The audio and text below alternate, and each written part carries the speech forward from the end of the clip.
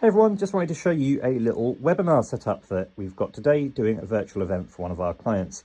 So over here we've got a laptop running vMix. This is the main machine that we're using for producing the event. The reason that we're using this is because I can do a nice production with proper holding slides, with music, holding music and different layouts for the presenters who are going to be talking to each other.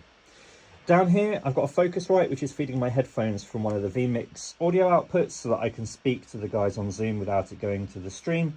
And I've also got a talkback mic here, which is how they hear me.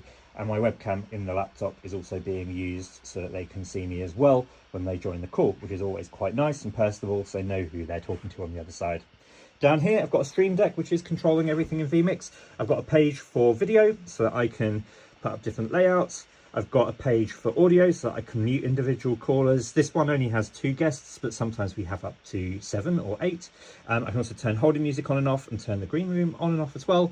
And I've got a layout section for putting people in the specific boxes. So I've got 2 up here. I can put different people in those boxes just with a push of a few buttons on the stream deck, which is being controlled by BitFocus Companion. Moving across the desk, I've got a network switch, which is basically plumbing everything over here together, and that's feeding into the wall which goes into our gigabit line here in the office.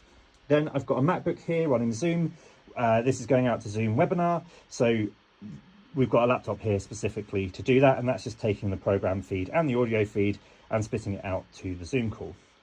It's doing that through a HyperDeck, which I'm using as a USB video interface, but also using it for recording so that I can get a high quality recording of this show and not just rely on Zoom's cloud record. We can actually record it in a proper video codec. Not saying Zoom's isn't, but it's coming through a HyperDeck on SD cards. And then finally, I've got a TV up here, which I'm just using to basically see what the HyperDeck is getting into it. We had the TV in here, so it's just a nice little thing to have. And yeah, that's my webinar setup. Starts in a few minutes, so fingers crossed it all goes smoothly.